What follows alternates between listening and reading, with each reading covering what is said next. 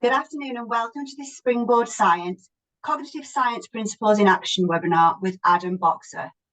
Please be aware this session is being recorded and the recording will be sent to you tomorrow. Please ensure you have selected everyone as a recipient in the chat box and feel free to type in questions as the session is running. Adam and I will answer your questions at the end of the webinar. At the end of the webinar, we will be sharing a QR code for further information and support on Springboard Science, so please do sign up for this at the end or via the recording if you're watching this tomorrow. Thank you, have a great webinar, and over to you, Adam. Amazing, thank you so much. Okay, so like I said, it's really lovely to see you all. Thank you so much for joining. Can you just nod your head if you can see a nice presentation open in front of you? Ah, fantastic. Okay, so that's part of the reason why I asked for cameras on, both because it's nice to see people and also because it means I get a nice bit of feedback. I also get to snoop. And I quite like the fact that it looks like Jennifer's moseying on home there. Some of us are still in our classroom, some already at home. I've spotted some visualizers already, which is nice to see. And we'll get to stuff like that a bit later on. So tonight we're going to be looking at Springboard Science, and we're going to be looking at why Springboard has been created. We're going to be looking at what it is, and we're going to be looking at how it works. Before we get started, a quick introduction. So hello, I'm Adam. And I have, oh, one second. Can you nod if you can hear me? Okay, so there's a couple people in the chat saying they don't have sound. The problem is your end, so I can't fix that for you, I'm afraid. But you might need to check your Zoom settings or the computer settings. Okay, so introductions. I am Adam, hello. And I am here with essentially 3 hats on. So hat number 1 is as the series editor of Springboard Science. So that means that I worked, so some people really saying no sounds, but oh, one second, I'm just going to write this in the chat for everyone. Okay. Oh, there we go. Hod has done it for me. Woo. Okay, so hat number 1 is series editor of Springboard Science. So I worked with the author team to bring the project together, as well as the team from Hodder. So that's hat number 1. Hat number 2 is as education director of Carousel Learning, which marries perfectly with Springboard and has a partnership with Springboard, and all of Springboard's content will be available all of the Springboard content will be available in Carousel. The third hat is as a science teacher. So I am in school. I've just finished teaching year 8. I've been a science teacher for 10 years or whatever, and I've worked on lots of different Key Stage 3 schemes of work. And Springboard is not just something that I wrote for others, but it's something that I wrote for myself, that I'm planning on using myself, that I'm hoping, well, not hoping, but is more or less guaranteed to make my life easier as well. So I'm going to crack on then. Right, first off, we're going to do a quick survey. The way we're going to do the quick survey is via something called a chat blast. So I know that some of you have been on webinars with me before, and the way that a chat blast works is very simple. I'm going to ask a question. You're going to write your answer in the chat box, but do not press enter until I tell you to. Okay, please don't press enter until I tell you to. Okay. Question from me. Answer from you, but don't press enter until I tell you to. All right, I tell you what, let's do a practice, okay? Because there's always someone that screws it up and you will be named and shamed if it's you. So don't be that guy, right? Question number 1. I just want to know your name and your role. Don't press enter. Name and role. 5, 4, 3, 2, 1, go. Press enter. Go, go, go, go, go, go, go, go, go. Hey, that was pretty good. No one jumps the gun. Fantastic. Okay, lots of science teachers, very good. Some heads of science, some post holders, very good, lovely. Okay, well, it's good to have you all here. Fantastic. Right, we're now going to, that was our practice run. Oh, the whole team, fantastic. Okay, that was our practice run. We're now going to move on to my very first question, because sessions with me tend to be, I try to make them as interactive as I can. And this is just a survey. I don't want anyone to write or do anything. I just want you to read. Because one of the below is going to best reflect your science curriculum, okay? It could be this. It could be this. It could be that. I think I've got 4. Yes, and there's your 4th. We're going to do chat blast again. So put the number in the box, but don't press enter. 10. Oh, Kelly. Oh, a.blog. No, stop, stop. I told you, I warned you. Oh, Louise. Right, go, press enter. Louise did that just to troll me. Okay, 2 3s, 1 3s. Wow, a lot of 3s. Yeah. Yeah, only 1 or 2 4s. Yeah, okay, so yeah, very good. Okay, excellent, excellent. All right, that's really good to know. It's really useful. Now, I asked that for a very specific reason, because I wanted to start the sessions. No, I think Springboard is revolutionary. I think Springboard is absolutely game-changing. I think it is a remarkable, remarkable thing.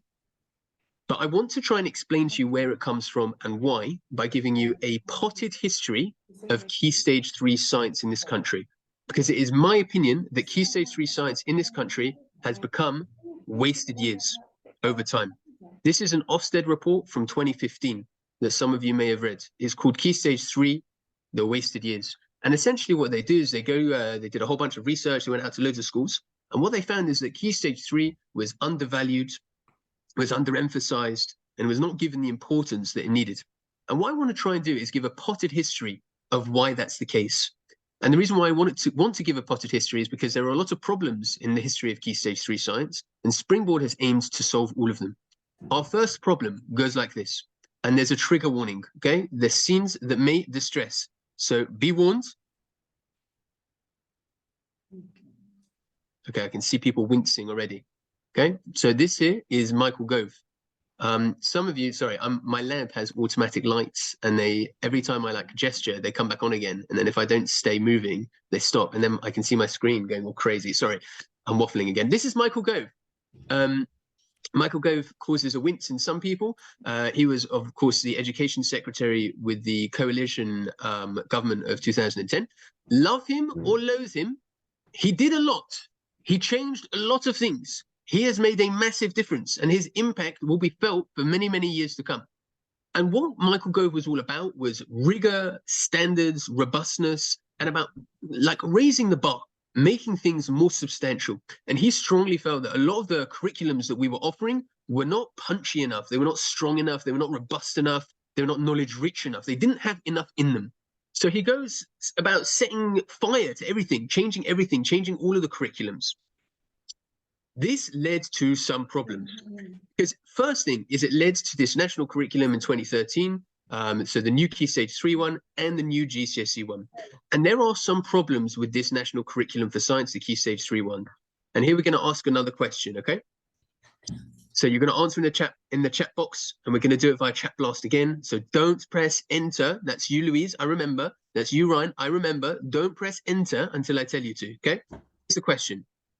In the Key Stage 3 national curriculum, there's a section about different types of cells. Which specialized cells are named in the national curriculum? I'm going to let you think about it for 10 seconds. I'll give you 15. Stop! Don't press enter yet! Oh, dear. That's okay. You're forgiven this time. Just don't do it again. Jokes. I'm going to give you another 10 seconds. 5, 4, 3, 2, 1, go. Oh, wow, lots here. Okay. Interesting. Very good. A few of you getting it right. Okay, most of us giving a good punt, but most of us are wrong, because the answer, drum roll please, is none. Okay, there are no specialized cells mentioned. I don't even think egg and sperm are mentioned. It just talks about reproduction, but it doesn't mention the specific cells. Yeah, Rock, I know that you wrote none now after I'd said none already. Yeah, I know your game. Yeah, I'm wise to it. Okay, yeah, he's grinning over there. Look at you, Rock, unbelievable. Yeah, you put your camera on and then you got the cheeky smile. Everyone knows you're playing games. You can't lie. You can't hide from me. Anyway, the answer is none. Now, why do I say this? I say this because the Key Stage 3 National Curriculum for Science is obviously what we're all beholden to. You know, even if we're in an academy, the vast majority of us will be delivering the national curriculum, or something that is at least as good as a national curriculum. But the national curriculum doesn't have enough detail for us to work with. It's got a lot of kind of open statements, but it lacks any kind of specificity. So this is a problem, right? Because if I say to teachers, you know, you need to teach about specialized cells or whatever, or that different cells do different things or the like, well, I go into one classroom and I've got a teacher saying, no, the most important cell that I want to teach about is red blood cells and white blood cells. And I go to the teacher next door and they say, no, the most important ones are neurons and root hair cells. And I go to the third teacher and they say, oh, palisade cells, absolutely crucial. And I'm like, well, which one is it? Which one are we teaching? And you end up with a department where different people are teaching different things. You then get to an assessment and you're assessing different things. You have students moving between classes and they know different things. You have students then graduating through Key Stage 3 to Key Stage 4 and they know different things. And I turn up on day 1 of Key Stage 4 and my kids all know different things. It's a problem. There are other problems that have cropped up over the last number of years, which is this guy. We won't do a chat blast for this. Does anyone know who this is? Just pop your answer in the chat if you know. Rock is banned from the chat now. But anyone else can answer? Yes. Oh, actually, I mean, to be fair, Rock got it right. So maybe we'll let Rock back into the chat. This is a guy called Paul Kirshner. Okay, so Paul Kirshner is a cognitive scientist. So he works in psychology and the branch of psychology that deals with thinking, memory, and learning. And over the last, 10 years or so, there's been an explosion of interest in the cognitive sciences and what they can tell us about teaching. So I'm sure everyone on the call will have heard of something like retrieval practice. So retrieval practice is a long-term memory strategy that derives straight from cognitive science, not from education research, but from psychological research. Now, the thing is, right, we're learning all of this stuff about memory, about knowledge, and about how important it is. We're also aware of the fact that we don't have a lot in the Key Stage 3 national curriculum to go on. We're also aware of the fact that Michael Gove beefed up GCSE. And I'm now acutely aware of the fact that I turn up at the beginning of year 10 with my GCSE class, and actually, they don't know enough to access the course. When we say wasted years, we really mean that. I turn up day 1, C1, atomic structure, and students can't define for me the word element. They can't define for me the word compound. They don't understand particle diagrams. They don't know the basic stuff that will allow me to continue teaching them and will allow them to access this curriculum. So we have lots of problems here. We have problems stemming from the fact that the curriculum has ballooned and become enormous. And we've got a whole lot of teachers who are trying to think about teaching in a different way. But crucially, they're not always supported to do so. I want to implement retrieval practice. Great. What resources are available to help me? I want to implement evidence-based strategies like explicit instruction. Great. What resources are available to help me? And I'm being asked to deliver a curriculum that is big and robust and is heavy, but is also not specified, not delineated, not clear enough. My hands are tied and I feel deeply, deeply frustrated. To this gap, this gap between what I want to do and what I can do springs this. I searched at the top, I went into Google and I searched UK secondary science textbook. And these are all of the results I got. And there are dozens of these on the market. I've used 5 or 6. I've been teaching 10 years. I've used loads of these. By the way, there's a really good one over here that came up purely by chance. It's called Teaching Secondary Science, a Complete Guide by Adam Boxer. Highly recommend it. It's not actually a science textbook. It's about teaching science, but yeah, Google doesn't know. But Google's done me a solid here. Yeah, Google's done me a favor. So it's plug for the book, okay? This is not actually about my book. This is about textbooks. This is about resources. This is about Key Stage 3 science. And there are so many of them out there on the market. But the problem is there are new demands. These resources have not, until this point, met the new demands. And those new demands are a bigger Key Stage 3 national curriculum. Thank you, Michael Gove. A bigger Key Stage 4 national curriculum. Thank you, Michael Gove. A national curriculum that is not specified. And all of these things that we've learnt about teaching and learning, about evidence-based education, about cognitive science. In addition to all of that, we have now this. I should have done a trigger warning for this as well. This is the Education Inspection Framework. This came in 2019 from Ofsted. And in 2019, Ofsted decided they're not going to focus on data anymore. They're not going to focus on marking. They're not going to focus on rapid and sustained progress across the course of 20 minutes. They are going to focus on curriculum. And they introduced a whole bunch of new words that many of you will have heard already. Things like quality of education, intent, implementation, impact, the enacted curriculum, all of that stuff. And these demands are now being placed on us. So we've already got all of that stuff, all of those problems that we've already had. We're now being asked by Ofsted to think about curriculum in a way that none of us were trained to do. I'd imagine no one on this call was ever trained to think about curriculum in the way that Ofsted are expecting us to think about curriculum. So how are we supposed to do it? What are we going to do? These are problems. Let's heap another problem on top of the other problem. Other problems. And these I call ghosts of the past. This ghost Probably won't be many people on the call who taught this, but I did one of these when I was a student, not in 2003. I think I did mine in 2004, something like that. 2004. My Key Stage 3 sets. Okay. Now, this was for those of you who aren't familiar with what these are. These were a national exam like a GCSE that were done at the end of Key Stage 3, at the end of year 9, and they were leveled from like 3 to 7. I think you could get an 8 as well, but they were levels, right? And these went a long time ago. So way before I started teaching, these died a death. But weirdly, their ghost lives on. Their ghost lives on. Where does their ghost live on? Well, I go to schools, by the way, so just that you know, I teach 3 days a week, and the rest of the time I'm either working for Carousel or doing school visits, and I get to go to lots and lots and lots of schools. I'm very blessed. I love it. It's like, it's a highlight of my week going to visit a school, and I get to work with science departments or with the whole school, and I love it. It's fantastic. And one of the things that I see a lot is I look at their assessments, and I can see questions in the assessments, and I think, I wonder where these are from. Where are they from? SATs. They're from SATs. Because you go onto Exam Pro or wherever you're holding them online, and you just drag them across. And if you go into the mark scheme, it's even got like level 5, level 6, level 7 or whatever. And I'm like, I don't understand. This assessment died, 15 years ago.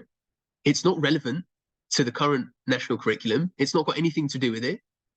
It's a completely different assessment regime. And here we are, using questions that were written 15 years ago for a different national curriculum today.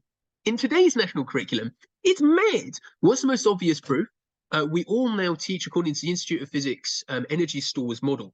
Yeah, when we teach energy, we use stores and transfers as opposed to the old way of doing it. And yet, when I look in assessments, I see the questions are from the old way of doing it. Why? Because there aren't any others in existence.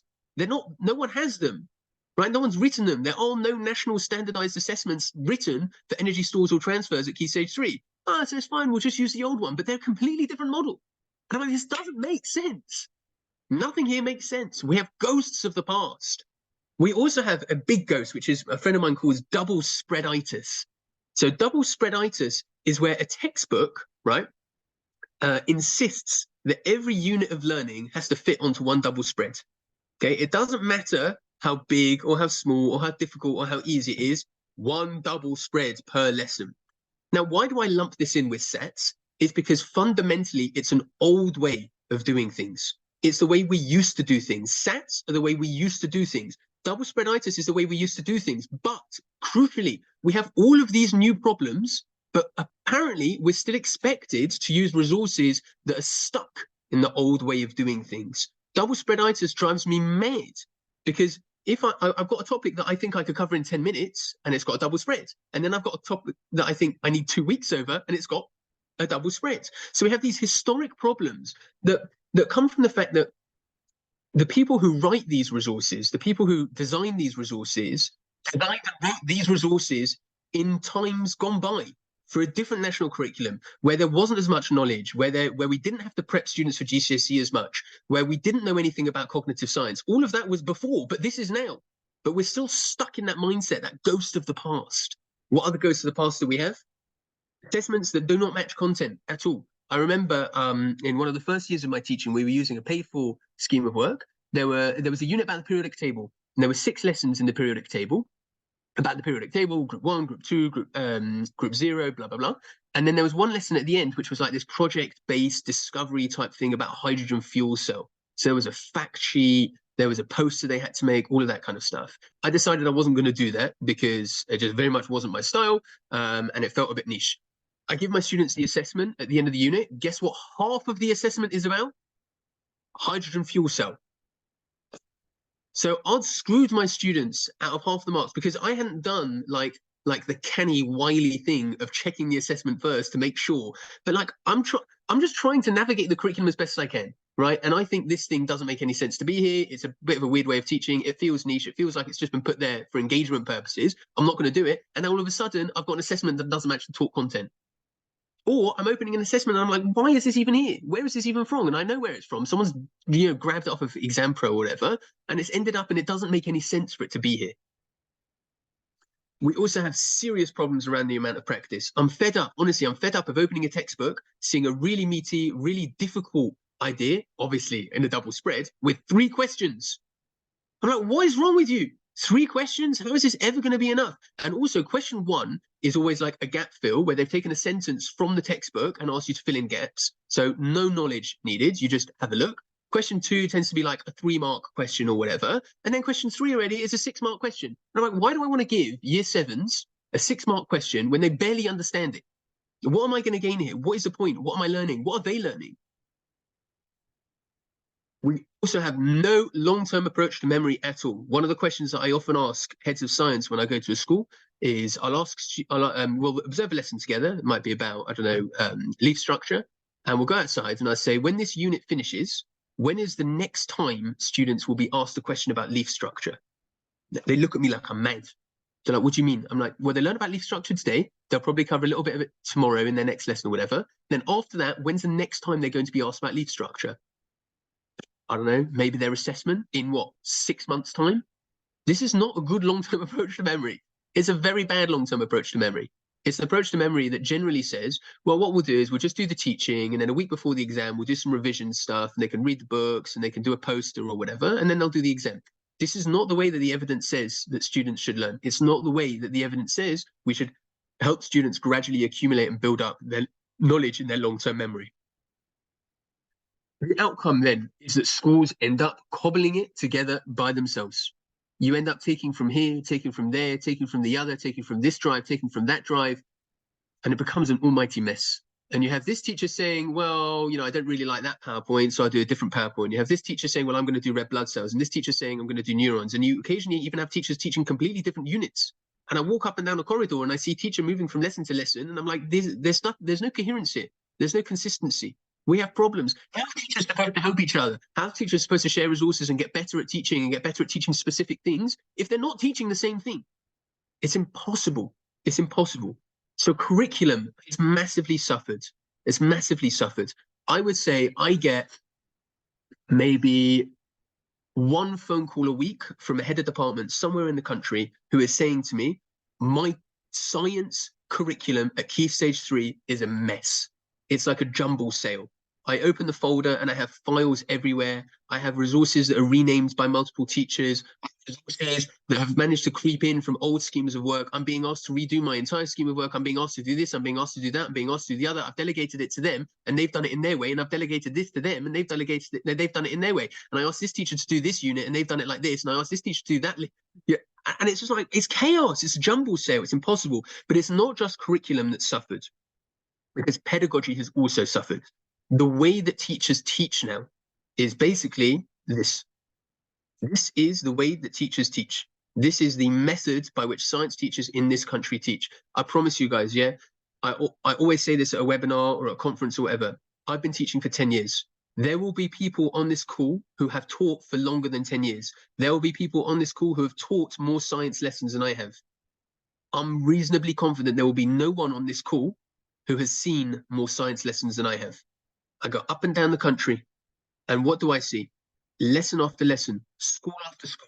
There are education debates about whether educational traditionalism, progressivism, direct instruction, explicit instruction, project-based learning, social constructivism, group work, paired work, whatever it is. All of that might be important, but the dominant method of instruction in this country is none of those. The dominant method of instruction in this country is smashing your way through a PowerPoint. Next and talk, next and talk, next and talk. Oh, sorry, didn't want you to see that yet. Let's go back. Then next and talk, bullet point, bullet point, bullet point, bullet point. That is the dominant method of teaching science in this country. Me personally, I think that suffers in terms of pedagogy. I think that it constricts us, it straitjackets us, it forces us into teaching in a certain way and a certain direction. It doesn't allow us to be responsive. It doesn't allow us to be adaptive. It stifles us and it makes our lessons feel stale. And it doesn't free us to be able to explain things, to really be able to talk through the content and to show students what we're talking about rather than just telling them. So curriculum has suffered because of all of this mess. Pedagogy has also suffered. It's at this point that Springboard comes in, because it's against that backdrop. And the reason why I gave you that potted history is because it's only in the light of all of this chaos and pandemonium. There's none of our fault. None of it is our fault. It's just happened. It's just the way it's gone.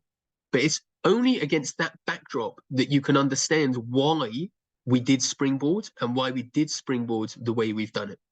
What we wanted to do is to build a curriculum that, first, is well sequenced.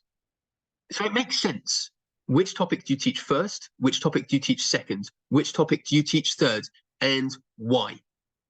So we've not just jumbled them and said, oh, you know, we're just going to do it like this or like that or the other. We've tried very hard to make sure that everything, all the topics are sequenced, and within the topics we've sequenced as well. We've made it, tried to make it highly specific as well, to say, what exactly is it that people need to know? That students need to learn? That's what we wanted to do. We wanted to make sure it was coherent as well. And coherency is about internally making sense. So all the individual parts work together, and there are no parts which clash. There are no parts which are in argument with each other. You're not using one model for one thing and then a different model for it later on.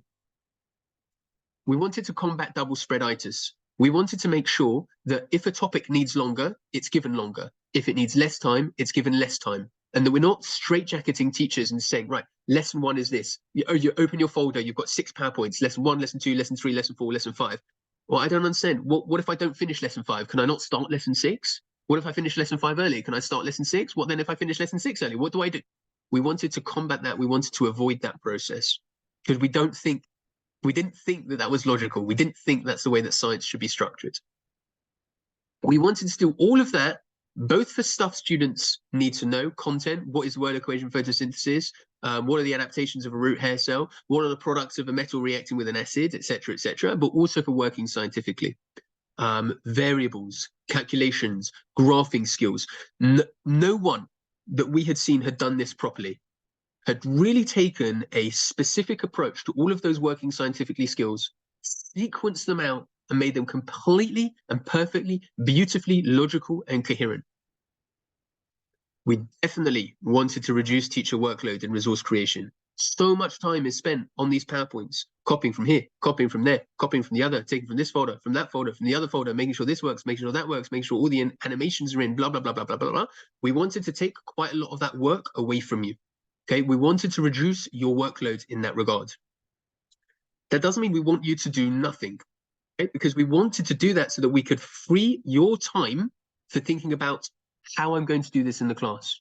Okay, so I understand I've got this resource, and it's been put together for me, and it's coherent, and it's clear, and it's specified, and it's sequenced. What do I need to do in the class to make sure my students get it? That's what we want you to spend your time doing. Not formatting PowerPoints, none of that. We want you to spend your time thinking, how am I going to deliver this? How am I going to explain this? How am I going to make sure students understand? We wanted to use principles of evidence-based teaching. We've learned so much in the last 10 years. Yeah, the way that I teach now is radically different to the way that I taught 10 years ago, the way that I was trained to teach, sorry. Those are good changes. Most of those changes have been in light of the evidence. And we wanted to try and embed the principles that we had learned into a curriculum. We wanted to make sure there was retrieval practice over time. So there's a long-term approach to student memory. So that if anyone says to me, oh, when is the next time they're going to be asked about leaf structure? I know that it's going to be soon. I know that they're going to see this again.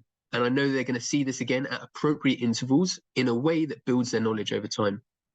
And finally, we wanted to actually prepare students for further study. I started, every year when I start with a GCSE class, yeah, slowly over time, as our department has improved and strengthened and got better at doing this kind of stuff, I've got more and more impressed with the amount that students know at the start of year 10. It used to be that they'd turn up in year 10, I'd just blank slate it. I just assumed they knew basically nothing because it was either never there to start with or it was there, but it's just gone. So we wanted to build a scheme of work that actually prepared them to get started at GCSE. So where are we going to start? Because Springboard is a package, right? And it's got a lot of moving parts. So I'm going to show you a few. I'm going to show you the major moving parts. And the first moving part is called the knowledge book. Now, one of the phrases that we used when we were writing Springboard is the difference between something that is teacher-facing and something that is student-facing. So student-facing means it's for the students. Teacher-facing means it's for the teacher. So a good example, I was at school on Monday, and a good example I was talking about there was like lesson objectives. Yeah, when you give your lesson objectives at the start of a lesson, students categorically do not understand them, right? Because the whole point is that this is things that they haven't learnt yet. So you whack your lesson objectives up on the board, and you're like waffling through them, and the kids are like, "This is noise. I don't understand this at all." Well, obviously they don't, because they've not learnt it yet. So that doesn't mean don't have lesson objectives, but they're teacher facing. They're for the teacher. They're not necessarily for the student. The knowledge book is a little bit of both, because the book goes to the students, but what the book does is it encapsulates the entire curriculum, which of course then the teacher uses to help plan and to help think. But in principle, it is a student-facing book that looks a bit like this. So this is a screenshot from P3, so halfway through, which is the unit about moments and simple machines, and then, sorry, I just need to close there, and then balanced forces. You can see two things. So first you can see some text, and then you can see some boxes. So the boxes are easiest to spot and understand. They're just key diagrams. So things that students need to be able to understand. I'm going to zoom in a second. But this stuff here is where the magic really happens, because these are what we call our core questions, which look a bit like this. And I'll let you just read for a second.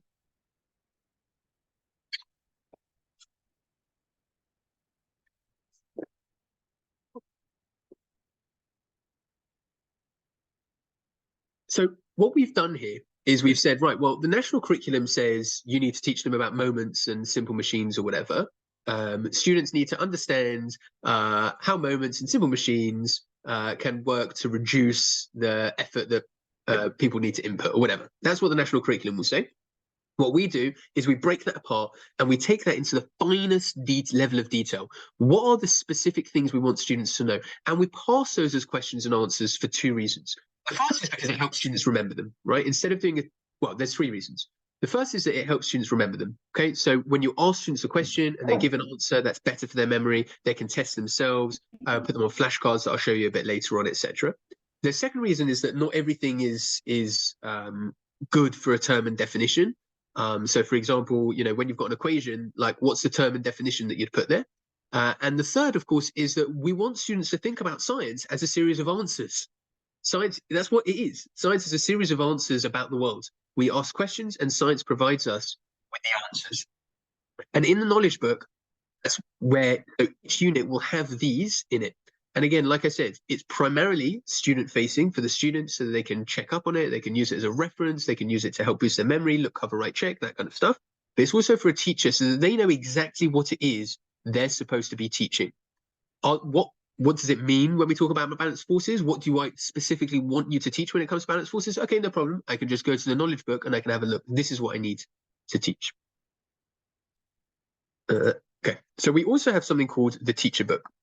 And the teacher book is going to absolutely blow your mind, okay? Traditionally, in a scheme of work, you are provided with PowerPoint, with worksheets, and maybe with a textbook. And the purpose of a textbook is to provide subject knowledge and maybe to do some like text-based explanations for students, to do some things that are external, whatever it is. The teacher book is not that.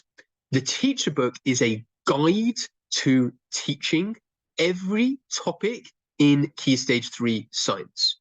It is entirely teacher facing. It will make no sense whatsoever to a student. You put it in front of a student, they won't have a clue what you're talking about. It is there as a guide. It is built around principles of instruction. So this here is Rosenshine's Principles of Instruction, which are basically an evidence-based approach to teaching. So Rosenshine took loads of evidence from multiple different sources, and he's trying to figure out what is it that the best teachers do. And we've crunched that down into a simple cycle. I put simple in parentheses because it looks simple, but really it's anything but. The cycle starts with what we call a prerequisite knowledge check or a prior knowledge check or just a knowledge check. This is where I figure out what my students know that is relevant to today. So let's say I'm doing leaf structure.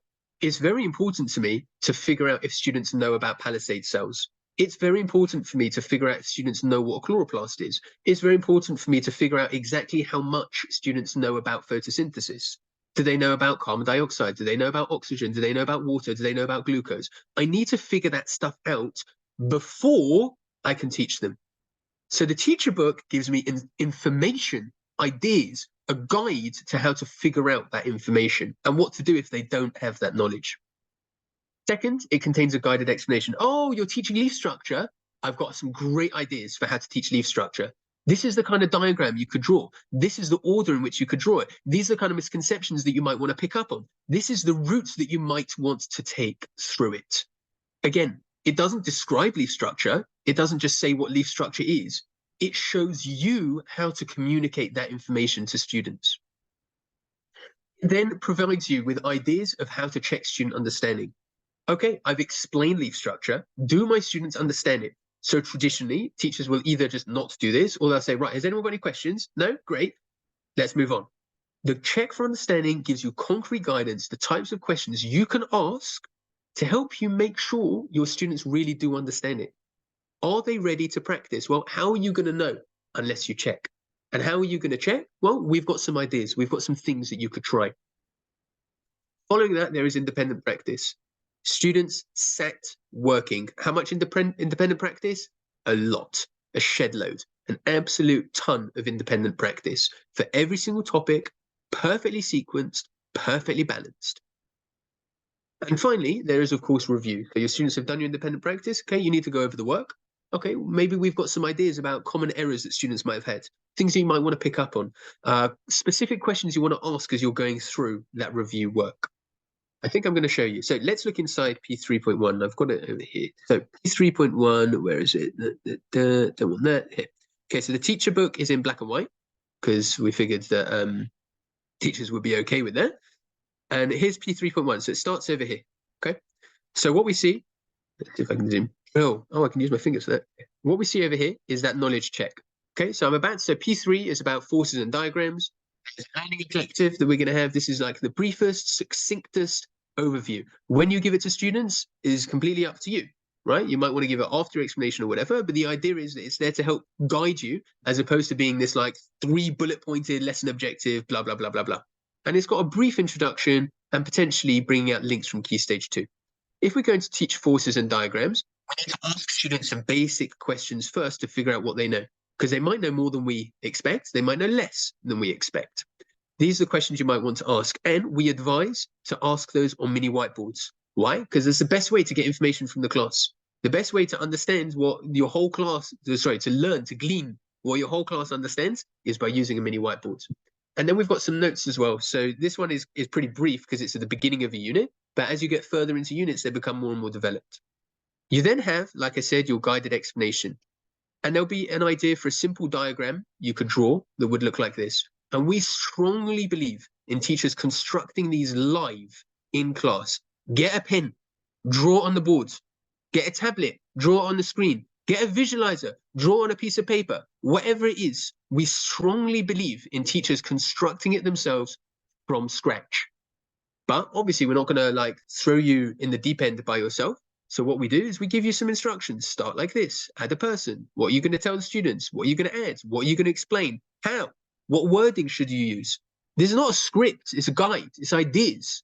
Yeah, obviously, tailor, adapt, do it your way, but use the ideas that we've got as a springboard for what you do in class. Yes, tailor, yes, adapt, but don't spend the time thinking about how I'm going to make sure this PowerPoint fits with this or whatever, right? Spend the time thinking, how am I going to explain this? When we move over to the next page, we then start to see our checks for understanding. Okay, so again, there's a slide, but you'll ask these questions. And again, you'll use mini whiteboards because that's the best way for you to know if students really understand it. If you just ask one kid a question or one kid a question, you're only sampling from one person. You need to know what your whole class knows. They then go off and do their independent practice, which isn't in here. It's in a different book that I'll show you in a second. And then you review it here. So they're going to answer questions 1 to 3 on page 11. And then, for example, on question 3, there's a little note here about students might say this is blah, blah, blah, blah, blah, blah. So we've got ideas, things that you might want to pick up that you might like anticipate, I guess, when it comes to review. We then have another guided explanation for the next section, another check for understanding. Following, so again, this guided explanation is a bit longer than some other, oh, sorry, what's going on there? So because I'm using my hand, I'm screwing things up. There we go. So here, again, more diagrams. This is multi-step. So first you want to try a diagram like this. First you want to try a diagram like that. There's information about the way we draw arrows so that we're consistent across the whole scheme. We've tried to think through absolutely everything so that we can free you up sorry, CFU, check for understanding, my bad. So that we can free you up to be able to tailor it and adapt it to your class. And again, more explanation over here. And then here's your big check for understanding. So you've just done like quite a meaty amount of content. So all of this and all of this, you've got to do a nice big meaty check for understanding, etc., etc. Okay, and all of this again is best done by mini whiteboards. And then again, an independent practice review. So students have done questions 4 to 12. These are some things that you might want to look out for. Rinse and repeat in a simple cycle. I say simple because that's the cycle. That's what it is. It's just 5 or 6 words. In truth, there's a lot of detail. There's a lot of complexity. What's the best way to do it? We've done as much as we can, not so that you don't have to do anything. You do have to do stuff. Yeah, and I'm unashamed about that. It would be very easy for me to stand there and say, this is going to solve all of your workload problems. You're never going to have to plan a lesson again, blah, blah, blah, blah. But most of us like planning lessons. Most of us like thinking about the content. But the things we like doing are thinking about your explanations, thinking about your check for understanding. How am I going to make sure students get this? How am I going to check afterwards that students have got this? You don't want to spend time fannying around on stuff that you don't think is important. We are giving you the tools to be able to spend your time on things that you do think are important. Okay. What's next? What do I want to show you next? Okay, yeah, independent practice I'll show you really quickly because we're running dangerously low on time. So students will have a practice book, which looks a bit like this. So theirs is in full color. And for each section, so you remember we saw a little section that said what is a force and a bigger section about how you show the direction and size of a force. So for every section, they've got practice. How much practice? A lot of practice. Does this take one lesson? Who knows? Who knows? Yeah, I don't know how long your lessons are. They could be 50 minutes, 55 minutes, 60 minutes, 65 minutes. Our lessons are 100 minutes. The point is that you work through it at your pace and you give the students the practice as time progresses. And they have one of these for every topic. So again, more practice, diagrams, there's multiple choice stuff, there's short answer, lots of variation, okay? Lots of different types of activity here. Right, let's head back. What's next? Okay, we do also have what we call the teacher presentations slides, but they are very different to what you're used to, okay? There are slides, there is a presentation, but it's pretty bare bones, and it looks something like this, for example. Like that. That's what the slide will look like. No bullet points, not much detail. That. Why? Because, like I said, we strongly believe that the teacher should be live constructing their explanation in class with a pen, on the board, on a screen, under a visualizer, whatever it is. That's what we believe. That's why we built it like this. And the guided explanation, those diagrams that I showed you in the teacher book, go here, in this space here, live in the lesson. You cannot teach this if you're planning on just punching and mashing through a PowerPoint. Doesn't work. Doesn't work. Because we don't want that. We don't want you to teach like that. And you probably don't want to teach like that either. You want to teach in a way that is live and is organic and is dynamic and allows you to construct things for yourself and to show students rather than telling them. Now, obviously, there will be times where there is like a diagram that you wouldn't want to draw from scratch. So, for example, here's check for understanding, yeah? So there's a whole bunch of questions based on this image, based on this diagram, okay? And the idea is that you have that diagram ready for you because obviously nobody wants to draw that themselves. And the questions in the teacher book will give you ideas of how to use this as a springboard for checking student understanding. But again, the bulk of it, when you're talking about forces, it will just be a central question. What are interactions? And then you go to the teacher book and you see, okay, this is what I need to teach. These are some ideas for how to teach it. This is how I need to think now about teaching it and delivering it in my class. Okay, I think, oh God, I've got a million windows now. Okay, now we also have, of course, retrieval over time, which I said to you is one of the stated aim. Okay. Oh, great question, Martin. I'm glad you asked. Martin asked, am I right in thinking this will all be on Carousel? Yes. Every single one of the questions in the student knowledge book, every single one of the diagrams will be available in Carousel.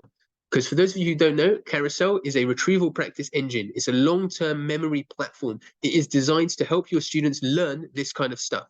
How does it work? Well, Carousel will put all of the questions from Springboard ready for you to use. So you don't need to do any work other than just making sure that they're in your dashboard.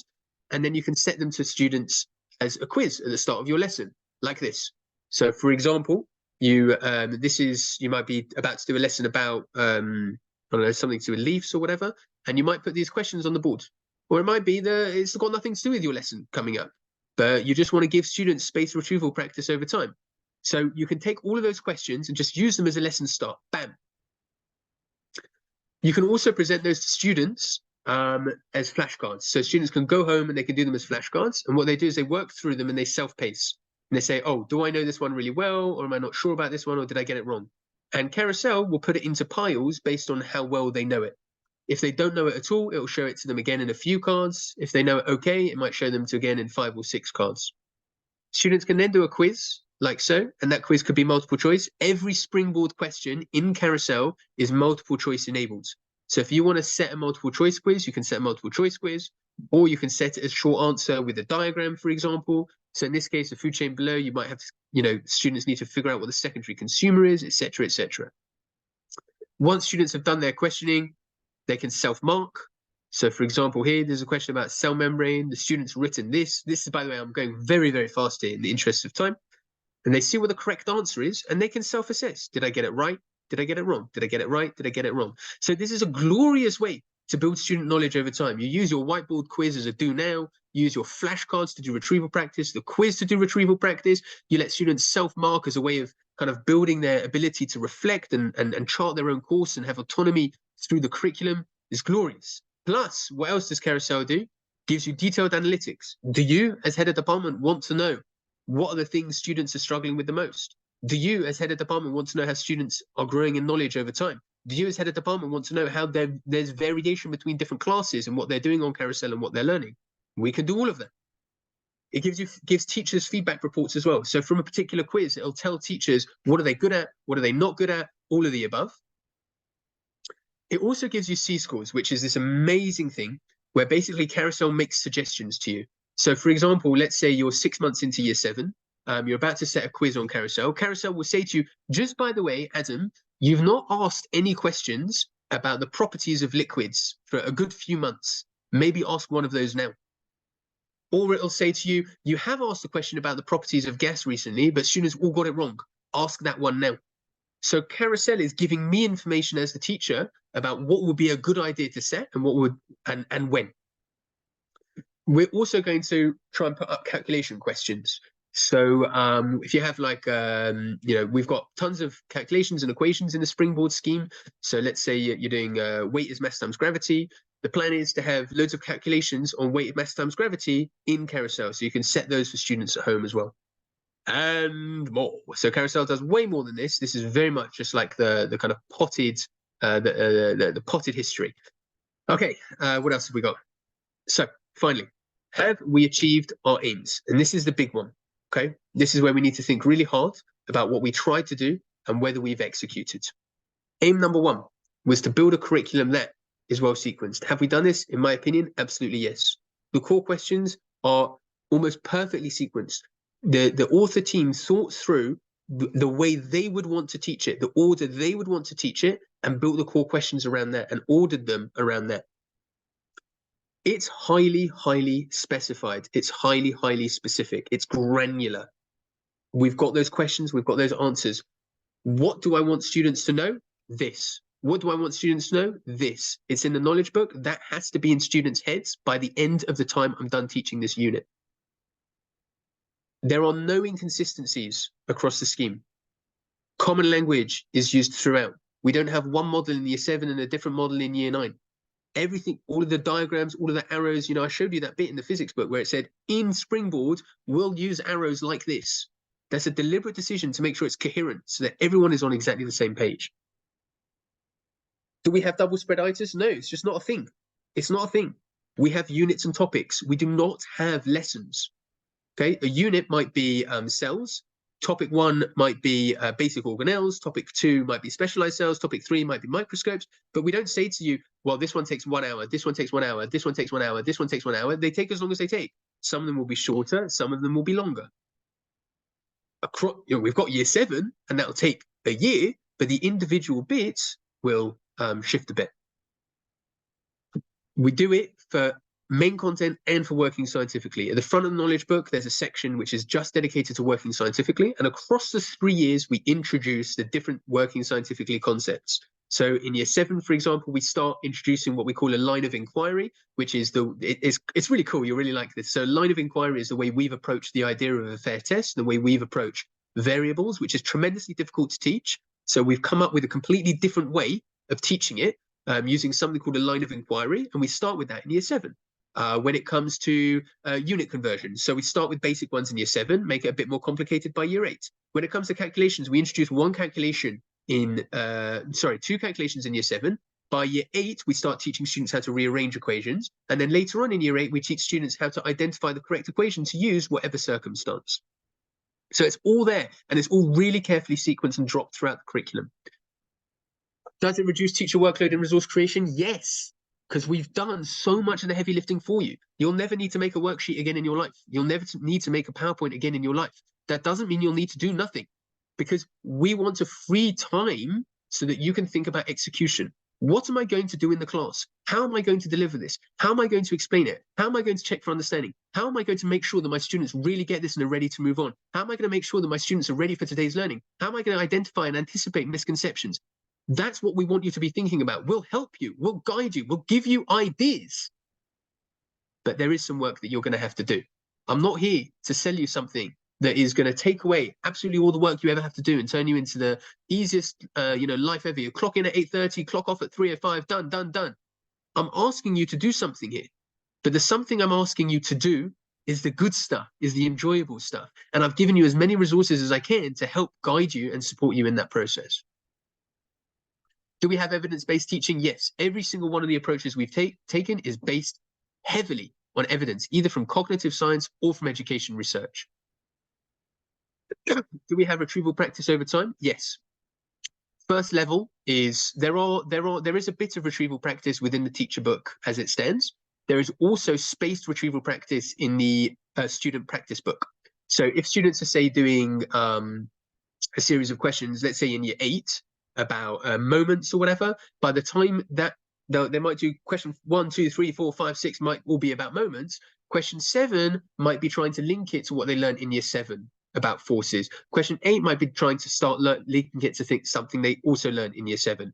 So as students work through practice, they independent practice in the practice book, we start to what's called interleaving, start to interleave topics as well in a way that's coherent and makes sense, but they do get interleaved. And then of course there's that carousel element as well. Because all of Springboard is available in carousel, there is a massive amount of power.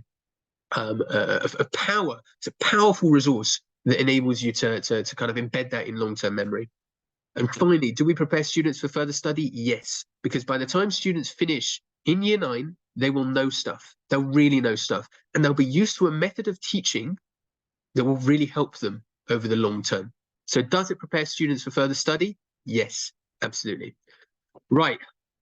I've spoken for a long time. So what I'm going to do really quickly is we've got all the questions. I tell you what, okay, it's 4:22. So I'm going to do some myth or facts. I love this. Okay, so a myth or fact works like this. I'm going to put a statement on the board and we're going to do chat blast. You're going to write in the box if you think it's a myth or a fact, but don't press enter until I'm ready. And we've got time to do a few of these. Okay, so I'm going to give you a statement. You're going to decide if it's a myth or fact, and then you're going to press enter when I'm ready. Here we go.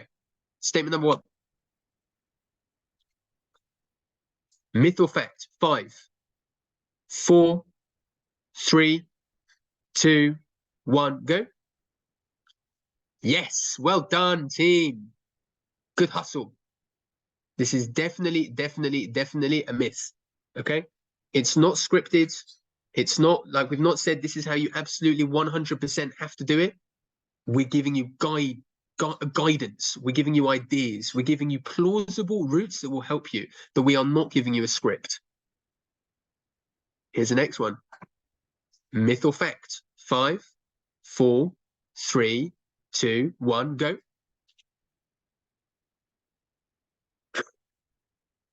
Yeah, very good. Very good. Yeah, perfect match. Match made in heaven. Okay, match made in absolute heaven. Yeah, I'm not going to go into that because everybody got it right. Perfect. Next up, get yourselves ready. Myth or fact?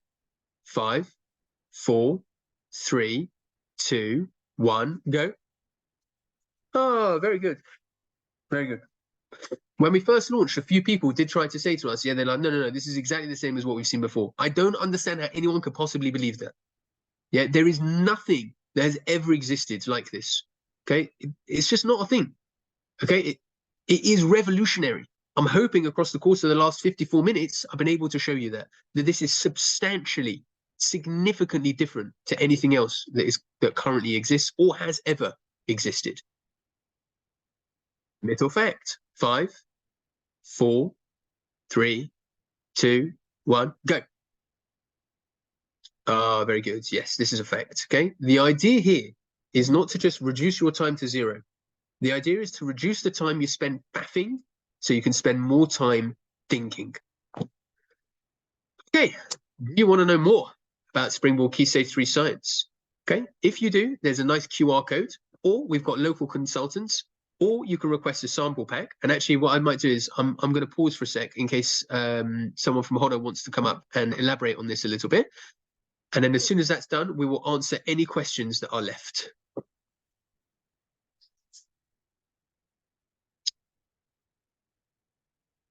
Nope. Sorry, Oh, Adam. nope, Sorry. again, no, sorry.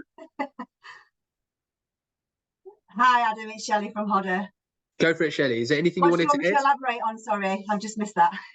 Sorry, just in case there's anything you wanted to elaborate about next steps that people can take to find out more. Absolutely. So if you want to scan the QR code, one of our consultants will be in touch with you. We can give you lots more feedback and support with regards to this new Springboard Science. A lot of the questions that are inside the chat box, we will get back to you on those. So please feel free, just scan that QR code and one of the consultants will be in contact ASAP. Thank you very much. Amazing. Thank you so much. So what I'm going to do is I'm going to hang on for a few minutes to answer as many of these questions as I can. And I appreciate that I've lost some of them in the myths or facts. So Sophie, if you'd like a sample pack, definitely do the QR code. Or if you go online and you just search Springboard Science, because it's just online, so you'll be able to get there. Or you can use the QR code and we'll send you something. Pre-made assessment included, yes. There are assessments for every unit, and there's also end-of-year assessments, okay? And you can mix and match. So personally, I would probably, when I start using it, I'll probably not use end-of-unit assessments, but we will use the end-of-year assessments. And they're designed to be a length such that it kind of fits with whatever, lesson time you have. QR code has been sent. What's contained in the sample pack? So the resources are available in January. So that's the launch. January is the launch. We'll be launching at ASE if anybody is around. And in the sample pack, there's basically example pages from everything that I've shown you today. How is practical work incorporated? So every unit has one core practical. So there's one practical per unit. So in the forces unit, it might be Hooke's law or whatever. In the microscopes, in B1, it will be microscopes, that kind of stuff. And we use the slow practical pedagogical approach. And again, we give really, really clear guidance about the best way to deliver that. And then in the end of year assessments and throughout the practice book and stuff like that, there are questions about the practicals as well. So they're not just fire and forget, they are a part of the curriculum. Well, no, it's not that there's no mid-year assessments as such. The point is that we made the end of unit assessments short enough that you could combine them to use them as a mid-year if you prefer. So the idea is that you have the freedom to mix and match to align with your school cycle. Okay. Can it work for a 2-year curriculum? Yeah, I mean, look, all I can do is be honest with you and say that the Key Stage 3 national curriculum is designed to be taught across 3 years. If you've got incredible teachers and you have, sufficient lesson time or whatever, then obviously you might be able to shrink it or expand it. But yeah, all I can say is that the Key Stage 3 national curriculum is designed to be taught across 3 years. Of course, a guiding philosophy is that what's happened in the past is a lot of people have shrunk their Key Stage 3 to 2 years because students were turning up in year 10 and they didn't know anything, so they needed more time, so we'd start in year 9. Our whole point is that by the end of this course, by the end of this year 9, students will know stuff and they won't need the extra time at GCSE. So that's all I can say. So there's the 2-year thing. Set number. If there are not a set number of lessons, how could equipment be shared? Do you mean like practicals or demos? So generally we move the practicals are at the end of the unit. So they're not needed in order to progress in the unit. So if you need to, you can always move them a bit later or a bit earlier. So if I'm, if I'm teaching B1 and someone else is teaching B1 as well, means I can do it, on Tuesday and they can do it on Wednesday, and it doesn't interrupt the teaching sequence too much.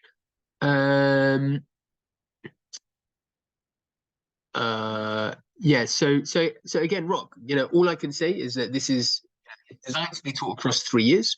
But of course you could truncate, you can mix and match. There are things you could do to kind of mitigate that worry a little bit. And again, the idea is that by the time students are done with it, they will know more than they did before. Question from Martin about Springboard on Carousel. So all of the core questions, you don't need to buy additionally for Springboard. If you have a Carousel subscription, all of the Springboard questions will be available to you. You do not need to pay any extra. And all of the core questions will be available, plus the diagrams and stuff like that. How do classes with split teachers plan their lesson time / explanations? So here you have two choices. You can either just tell the teacher where you are up to. So you can, so when we do, you've got two models, right? You can either teach in parallel or in series. So in series means, let's say I got up to students had just finished their independent practice on P3.2. I'll just say to my colleague, can you review the independent practice from P3.2 and then pick up from P3.3? That's teaching in series, or teaching in parallel, which is that even though it's sequential, the 3 sciences are designed to be taught, that you could teach them in parallel. So you could teach C1, then B1, then P1, or you could teach C1 and B1 at the same time. What you can't do is teach C2 before C1. But if you wanted to teach one teacher teach C1 and the other teacher teach B1, there won't be an overlap, and they could both teach those coherently and consistently. So that would be one way of doing that. We've tried really hard to cover every angle. Okay, what else? When is the Key Stage 4 and 5 one coming out? Great question. Great question. Don't have an answer for you. Anyone else? Let's get this one out the door first, please. Non-specialists. Yeah, I would say that the teacher book is unbelievably supportive for a non-specialist, because first it delineates the knowledge. Second, it talks about what students need to know before they begin teaching it. And third, it explicitly shows them how to explain it. I'm strongly of the belief that any kind of competent teacher, even if they are not a subject specialist, will be able to use the teacher book to deliver any topic in Key Stage 3 science. They might need help, they might need support. We've given a ton of help, we've given a ton of support. We've done as much as we possibly can, but I'm therefore strongly of the belief that the teacher book will support any non-specialist. Is there a sequence of lessons for each term, autumn, spring, etc.? Is this left for the teacher? No, we have years. So in year 7, C1, C2, B1, B2, P1, P2, P3. Okay, you teach those in whichever science. So it could be that you have to teach the 1, 2, 3 in order. So you might teach C1, then C2, then C3, or you could teach C1, then B1, then P1, etc. You cannot do C2, then C1, then C3. That won't make sense. But you can teach those you can mix and match in order depending on, I guess, your timetables and how they fit. Will the practice book be available as a PDF to be printed on OneNote? I believe so. I cannot confirm. We will try and get back to you on that, but I believe so. I mean, that's how I'm planning on using it. So hopefully. Is there a recommended number of hours for each module? No, we can't predict that in advance. I don't know you. I don't know your classes. I don't know how long it will take. So I can't predict that. There are some bits that you might need to go a bit faster. There are some bits you might need to go a bit slower to make sure that you're all in track. So one of the things that we like to do in our department is we do like a half-termly check-in. So we say, where is everyone up to? And then some teachers might need to squidge a bit faster. Some might need to squidge a bit slower. What we find is that on average, everyone ends up in the same place anyway. Any other questions? I know it's new, it's weird, right? It's a fundamentally different way of teaching and thinking about curriculum, but it's obviously intuitively better because it puts the learning at the heart, the content at the heart, rather than like these arbitrary 50-minute chunks. Sarah, can't wait to get away from death by PowerPoint. From your words to God's ears. Is there a cost calculator for the number of students / teachers? That you will have to talk to the sales team. So you can email them, or I think they're planning on getting in touch if there are individual questions that haven't been answered. Any other questions? Thank you, no problem.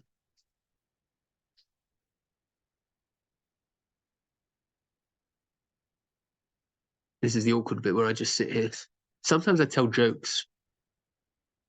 What's red and bad for your teeth? A brick. Rock, you can get back to your holiday. Enjoy. Is a knowledge book for the students, Angie? Yes. Knowledge book is for the students, yeah. Primarily student facing.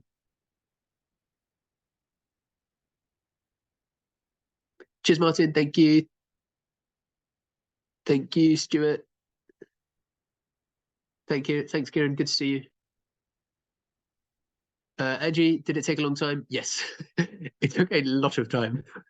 It's very much a lot of time from me, from the author team, from the Hodder team, everyone. What happens if the national curriculum changes? That is a Jane, what a brilliant question. First thing is, that does not appear politically to be on the cards. Certainly not science. There have been no murmurings from either government about a desire to change the Key Stage 3 curriculum. And I imagine even if there is a change, it will be small, cosmetic. So yeah, I wouldn't worry about that too much. Our pleasure. Thank you. Thank you. Campus, I don't know. You'll have to ask that to the marketing team. Rolling and brilliant, Paul. Good to hear. We can also provide discounted pre-publication quotes. Brilliant. Okay, so that's from Denise. Amazing. So if you want a pre-publication quote, you contact your local consultant, get a QR code. Amazing. Cheers, Alex. Thank you. Thank you, John. Relieved it didn't get too bubbly. Oh, very good, John. That's very good. I had to think about that one, but I got it in the end. That's a private joke, guys. Private joke. Sorry, you had to be there. You had to be there. Very good, John. Okay, thank you. Thank you, Thames, Gina, Tiara, Cammy. Don't know. Just guessing names begin with a T. I'm not good at silences. I always have to fill them with nonsense. My pleasure. That's great. Thank you, everyone. And thanks, everyone, for coming. Just a quick reminder that the recording will be emailed to you tomorrow, along with a link to a feedback survey. I've also posted the survey and the link in the chat box and would appreciate it if you could take the time to give us your feedback. If you're looking to find out more information of Springboard Science, please do scan the QR code as said previously for options, and we can provide you with all the support that you need. Thanks again for all your time, and we do hope to see you soon, and the consultants will be in contact with you as soon as they can. Take care and thank you very much. Cheers, guys.